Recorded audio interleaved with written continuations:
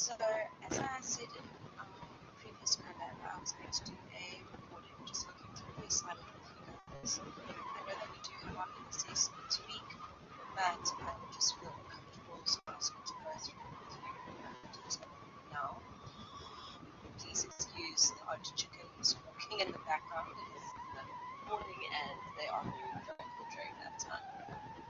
So, what I'm going to be doing is going through the part as a whole. Obviously, when we are in our inner session, we have to ask as many questions as you want. I'll go through things in finer detail, but I just wanted to have a brief overview of what is expected. Please also just listen to the previous recording I have from last year, which looks at the content of Learning Unit 2 and 3. Please note that you'll notice that the learning units, the numbering will be different, purely because the content is the same. We just did a restructuring of the learning units for this year, but the content is all identical. You'll see the notes are identical. They just are just ordered slightly differently. Okay. So before I get into looking at the actual questions, and I am going to go through this in detail in our NSS, but just to remind you that the honesty declaration is different this year. There is more emphasis on AI, looking at how to use AI correctly, and that if you do use AI in your assignments, you do have to declare it. You have to notify your lecturer. You have to do screenshots of your prompt question as well as the full answer as an addendum at the end of your assignment. And it's a lot of extra work, which if you just didn't use AI, wouldn't need to do. And I'm not saying that I'm against the use of AI. I'm quite tech forward and pro, but it's more that at this stage it probably would be more time spent on sifting through, working out there, rather just sitting with the textbook and some online sources. So it just is probably a lot more work than the benefit that you're getting out of it. But if you do use it, you do need to make sure you give me screenshots of everything so that I can see what you how you ask the question, what kind of questions you asked, and so on and so forth. Okay. Also, just to remember that 5 and 10% deduction if your work is fully referenced, if there is no in-text referencing in the body of your assignment, or if it is you don't have references, if it's very weak, you have one reference type page type thing. Remember, you will then obviously get it in, and being a second-year module, it does mean that you skip that first semester, first year leniency, so you go straight to being capped at 50 if it is your first offence. If it is not your first offence and there's more behind that, then obviously there's further implications. So let's just move that reference. Put the reference in, not over-reference and under-reference. You know this, but I'd rather you not leave it out. Okay. So let's have a look at the background. Okay. So you are taking a role as a journalist for this fictitious publication or media house, works in media. You are publishing content that is requested by the public, some diverse publication stations, channels, and genres, that is inclusive. So the assignment, so when I say assignment, I mean legal part, it's just easy to say the word assignment. So please understand the first and second thing when you say legal part, they to this section of the bigger clear choices. So let's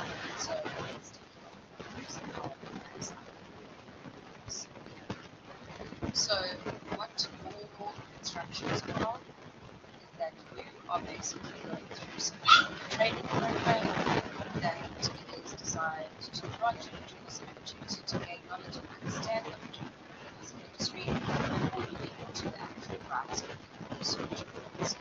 Okay. So this assignment is going to be before you get So, part consists of 3 questions. Please remember to read the questions carefully. Remember, I will give you a 10% win with your word counts. If it's 800 words, I can give you max and 8 extra 80 words. So I will give you that bit of discrepancy. Too much information in not something it's not thinking about what you are writing. So please make sure that you don't go overboard on your word count. Okay. So remember, intake references are present in this part as well as references. Just hoping that more and more I say, the more you stick. Okay.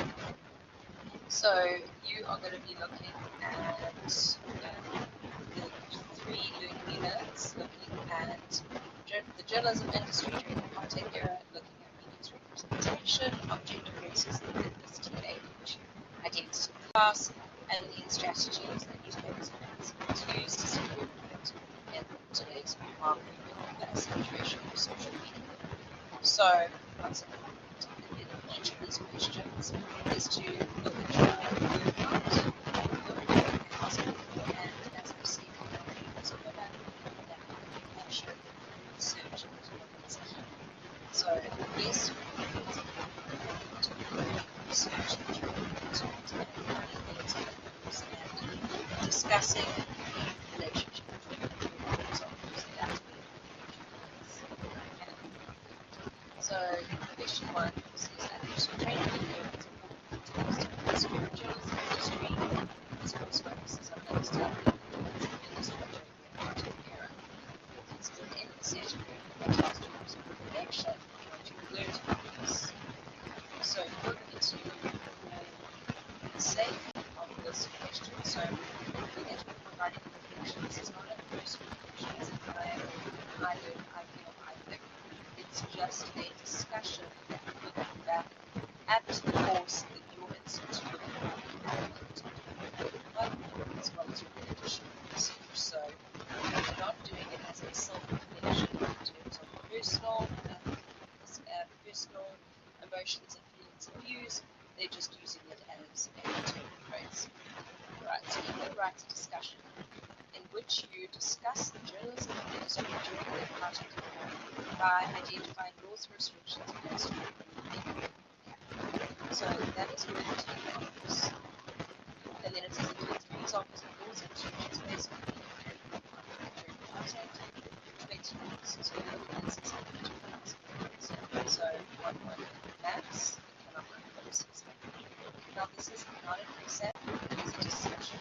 So as I've said previously, you don't need to give an introduction and conclusion as your traditional is, but you can have an open line or 2 in the first paragraph. It gives me some context to what you are writing in the discussion. Actually, is not. Now, how I would structure it in terms of 30 marks and 3 examples, I would structure it into 3 paragraphs, 3 sections, which would be paragraphs, where you would give me, on the first step, you will give me something identifying the laws and restrictions based on the media. This is your theory. This is where you just give me the straight information on a particular law or restriction, and you give me that background information. So, for example, you can discuss giving me context, saying, the South African media was used as a propaganda tool for the South African government, and then you would give an example of a law that was put in place by the government specifically to do so with SABC. So you would state what that is, and then you would go into detail explaining that law and restriction. And what is important here is not only just about giving the facts, you're not describing and you're discussing. So where this lays the foundation of the theory, you move on to the example. In that example, you are discussing it. So let's say it is the fact that other political parties could not be mentioned in any government publication. You would state that, and then you would follow that up by saying, this shows how they had control, limited access to knowledge, how it meant that the media, in trying to report on anything that was truthful and accurate, had limitations put in place to promote the government and their views rather than giving us an accurate representation of the political landscape in South Africa. So it's all about giving that theory, giving that example, and then discussing it. So a 3-step process in each of those paragraphs, or you could do a paragraph explaining that law and restriction, and then the paragraph after that giving me the example and that discussion, which will be obviously the longer section because it's worth more marks. So the idea here is think of this particular question in 3 parts: theory, example, discussion. Next one, theory, example, discussion. If you follow that principle, you will then be okay in terms of making sure you have sufficient information in place, as well as making sure that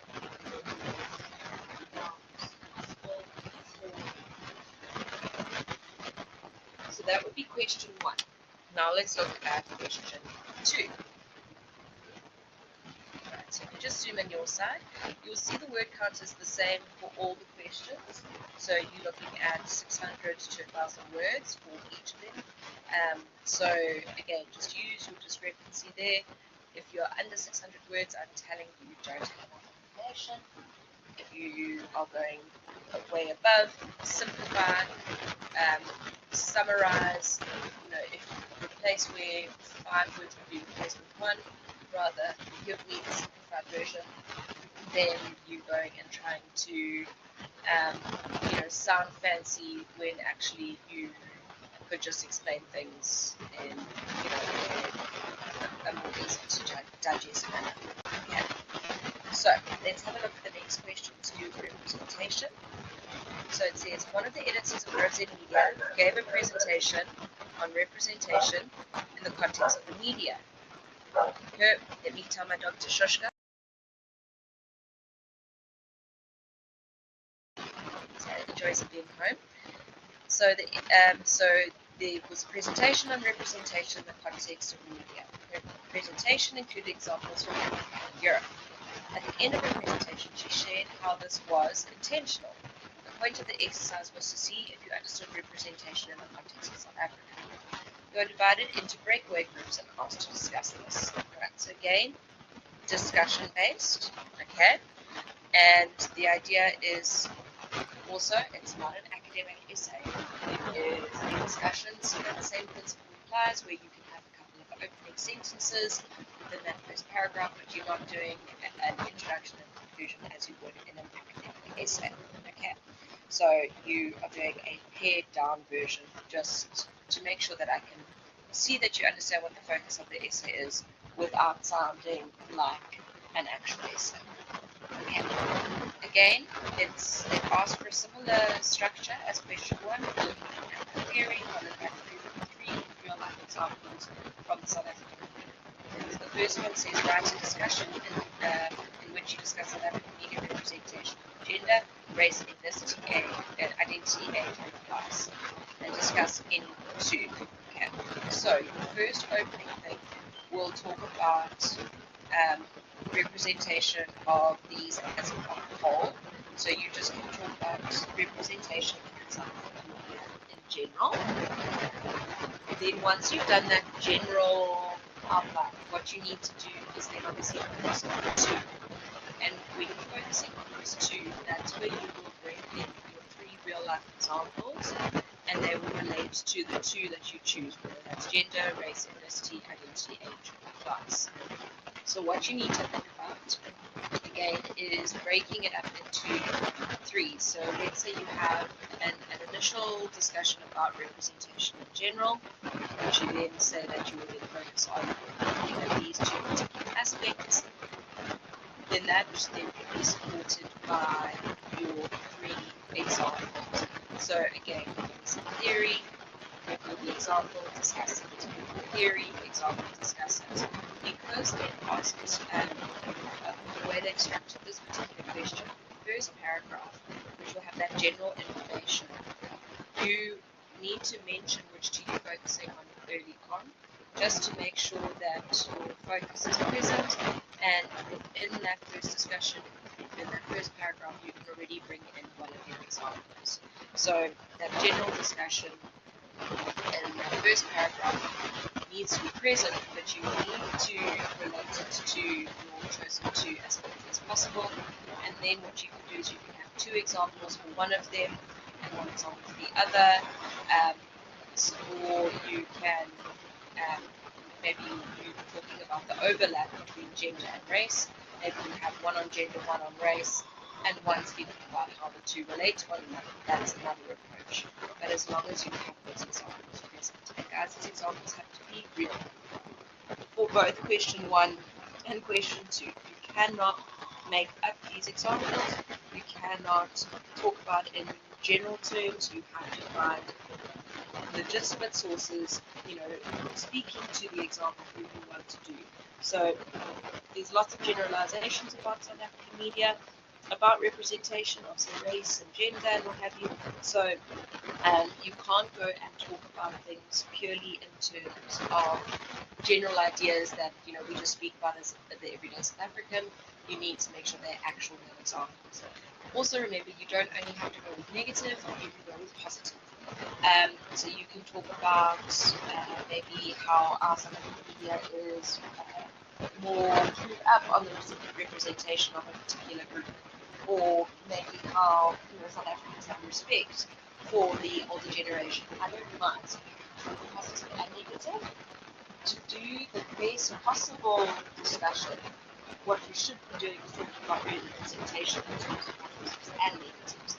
So you should always, have a balance and say how, the representation, how some publications do good representation with others not so much. I don't mind if you go with just the positive or the negative depending on your examples, but you shouldn't only have just positive and negative, because then that's showing one side of the so try and have that representation from both sides. And it just shows that you understand that nothing is just one-sided within South Africa. Right.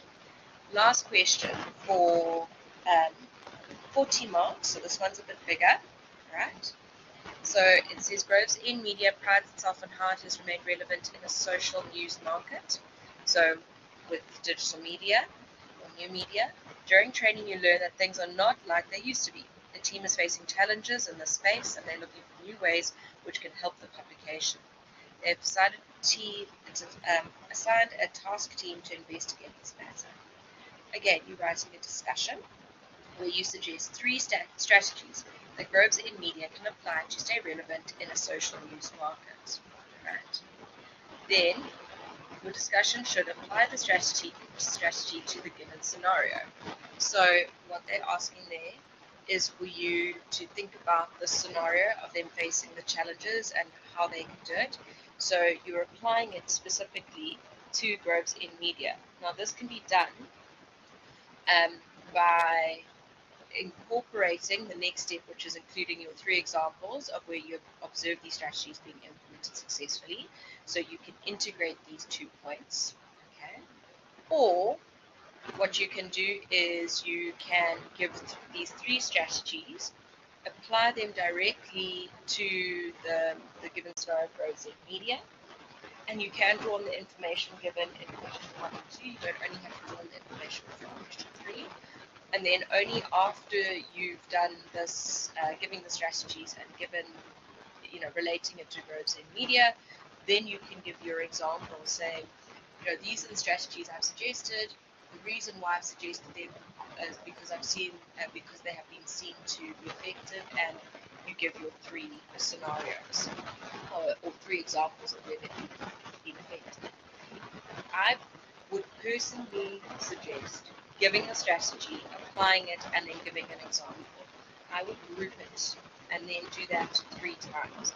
I find that your flow will be better, you will be more specific, and more focused on your response, because what can happen is if you try and group it by putting all three into one section, you can end up blurring those lines, which can be confusing.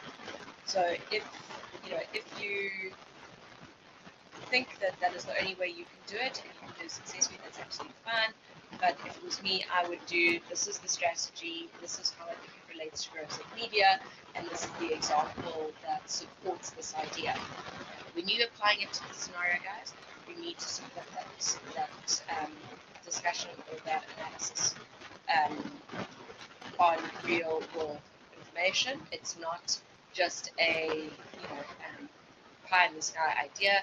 It is for 50 marks. You do need to think about it. You do need to explain, for example, how social media has such an expansive reach. So by growth in media doing this, it means that their publication will not only reach the South African audience, but an international audience, and so on and so forth. So the idea is that you need to think about things in terms of the academics while giving the strategies. Okay. And then again, that's for your 600 to 1,000 words. So just think about your structure. When you are doing this, you're not writing again, I, me, we. You just talk about how the publication, how groups in media can apply it. So it's not, I think that groups in media should do this. It would be, groups in media could achieve this by doing this, this, this, and this. There is evidence to support this, and then you give your example. Take yourself out of the discussion throughout the entire assignment. Okay? It's not about you in theory to look like writing, it's about the information that you present. Okay? And then, guys, just use the rubric as a means to look at what they say in terms of marks, in terms of structure, your examples, and so on. So please just use the guidelines that they have written so that you are not going off track with discussions. Okay, so that is it from me with this video, but I will obviously be going through this game with you guys in detail in our next class. We will also talk about representation and